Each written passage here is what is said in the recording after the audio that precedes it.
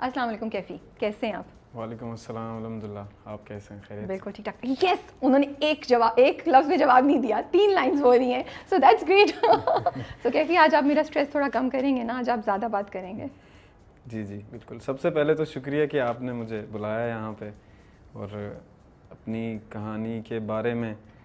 हम आर्टिस्ट कभी कभी चाहते हैं कि हमसे कोई पूछे कि कैसा रहा सफ़र, किस तरह आप यहाँ आए, अच्छा लगता है। तो इस तरह ये मुझे आपकी बड़ी बात अच्छी लगी कि आपने कहा कि कहानी सुनानी चाहिए, क्योंकि ज़्यादा तो लोग कहानी सुनाने से हिचकिचाते हैं। जी जी हाँ, ऐसा भी है, कुछ लोग हैं ऐसे। तो हम आर्टिस्ट हैं, हम बस बोलते रहते हैं, लिखते रहते हैं, जो देखते हैं, जो सुनते हैं, जो होता है उसको लिख लेते हैं, जो कह नहीं पाते उसको गा लेते हैं, ऐसा करते रहते हैं बस। अच्छा, मैं थोड़ा सा बलोची ट्राई करने लगी हूँ आपके साथ, मेरा मजाक मत उड़ाइएगा।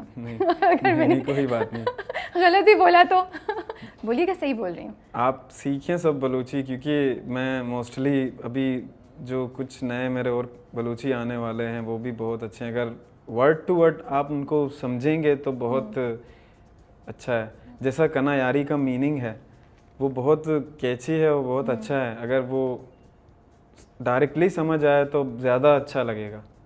वशत के, जी सही बोला मैंने? जी जी खुश आमदेद। जी जी ठीक है जी। अच्छा, दूसरा तचतोरा। तो चितौर है। तो चतोरे। हाउ आर यू, आप कैसे हैं? तो सही है, मैं उसी आसपास कहीं घूम रही हूँ। जी जी जी ठीक है ना? अच्छा, मनी नोम राबिया अंत, सही बोला? जी जी या सही गलत बोला? बिल्कुल बिल्कुल सही मनी बोला। नोम राबिया अंत, मनी नाम राबे, ऐसा हो। मनी नाम राबिया अंत, मेरा नाम राबिया है।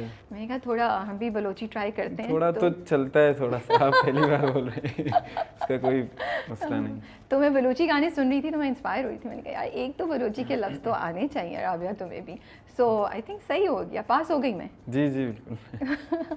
अच्छा, मुझे ये बताएं, कन्ना यारी या कहानी सुनो, कौन सा फेवरेट है आपका अपना? फेवरेट तो अभी तक मेरा अपना फेवरेट जो होने वाला है उस पे अभी मैं वो सुनाया ही नहीं आपने वो हमें लिखना भी। बाकी है। ओह, वो बाकी है। अभी तो मैं मज़ीद सीख रहा हूँ। बस मेरी हमेशा से यही दुआ है कि ये सीखने की मेरी चाहत ख़त्म कभी ना हो, बस मैं सीखता रहूँ। तो कहानी सुनो, उसके बारे में ये था कि जब मैंने ये कंपोज़ किया था, बहुत पुरानी बात है, गुनगुनाते हुए एक तर्ज बन गया, ये लाइन बन गया, फिर कुछ ये वो रिकॉर्ड भी कर लिया एक आध दफ़ा। फिर भी मुझे लगा कि मैंने अभी तक इंसाफ नहीं किया इस ट्रैक के साथ, म्यूज़िकली भी लिरिकली भी। खैर, मैं तो एक आर्टिस्ट हूँ, सिंगर हूँ, लिखना एक अलग इल्म है ना, वो एक अलग चीज़ है। तो कोशिश किया मैंने दोबारा लिखने का और अच्छा हो गया, लोगों ने सुन लिया, उनको पसंद आया। और इसी तरह मैंने भी थोड़ा सा नोटिस किया कि हाँ वाकई मैंने कुछ अच्छा लिखा है। That's so cute. मैंने भी नोटिस किया। अक्सर यूँ होता है कि हम आर्टिस्ट अपने सॉन्ग नहीं सुनते ना, जो बनाते हैं वो ज़्यादा नहीं सुनते, क्योंकि हमें ऐसा लगता है कि अभी तक वो चीज़ नहीं है, वो काम अभी तक नहीं किया है, वो नहीं किया है, ये नहीं किया है, तो ये है। लेकिन जैसे ही माहौल बन जाता है तो सुन लेते हैं। और कना यारी भी इसी तरह, मेरा एक पुराना कंपोजिशन था, लेकिन उसको मैंने रिकॉर्ड नहीं किया था। अच्छा। वो एक नया ख्याल था, मैंने रखा था यही इसीलिए कि भले ज़रा मैं संभलूँ, ख़ुद को संभालूँ, देखूँ कि इस पे क्या करना है। क्योंकि जिस तरह की ये बलूची शायरी है, हमारी शायरी जो बलूची शायरी है वो ज़रा डिफरेंट है।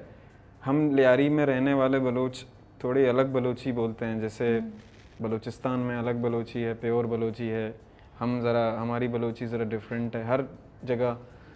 तो इसी वजह से मैं इसी ख्याल में था कि इसकी शायरी ज़रा नई शायरी है, तो नए जनरेशन के लिए है, तो मैं इसको रख लेता हूँ। तो इसी तरह इस जर्नी में वो मुझे काम आया।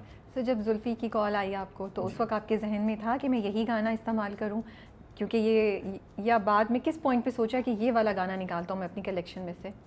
ये इसके अलावा और 2-3 तैयार मेरे पास ट्रैक थे। जब जुल्फी भाई ने तो मुझे मैसेज किया, उस वक्त तो वो आलम कुछ अलग था मेरे लिए। क्या आलम था वो?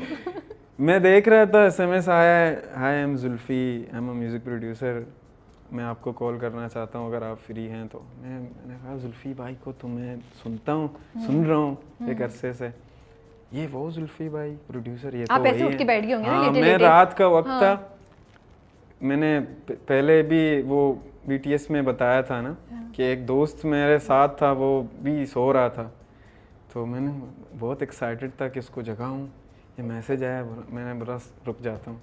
फिर मैंने मैसेज उनको किया, जी आप कॉल करें, फिर उन्होंने कॉल किया, मैंने उनकी आवाज़ सुनी, मैं पहचान गया, मैं बहुत एक्साइटेड था। बोला ये वो आपको सुना है, आप अच्छा काम कर रहे हो, ये बहुत अप्रिशिएट किया। और उनसे बात करके ऐसा नहीं मुझे महसूस हुआ कि मैं पहली दफ़ा उनसे बात कर रहा हूँ।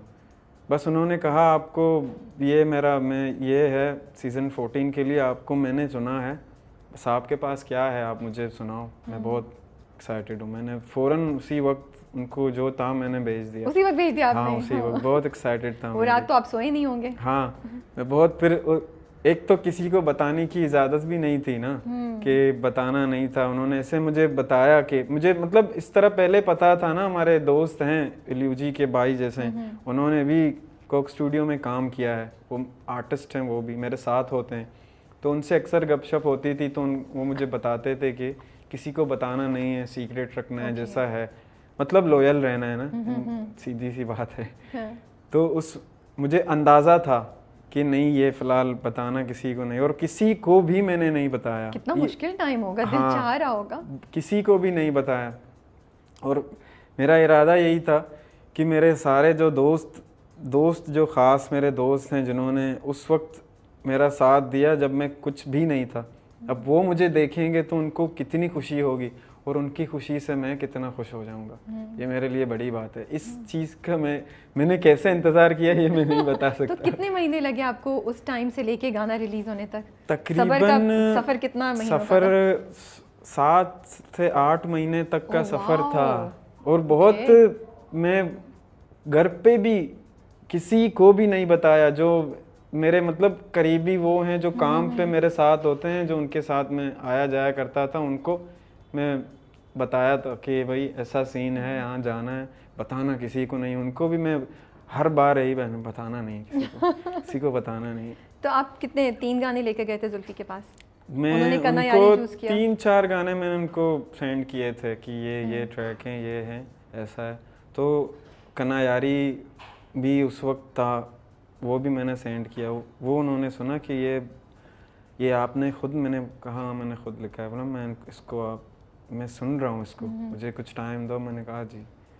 तो इसी तरह उनको ये पसंद आया बहुत, कहा कि आपने लिखा है। मैंने कहा आधा तो मैंने लिखा है, तो बाकी अगर आप इसको सिलेक्ट करते हैं तो मैं पूरा लिख लूँगा। और आपसे, और सबसे अच्छी बात ये थी उनके साथ काम करने में, उन्होंने ये कहा नहीं कि ये मत करो, वो मत करो, ऐसा नहीं लिखो, वैसा नहीं लिखो, ये जिस तरह आप लिख रहे हो वैसा लिखो।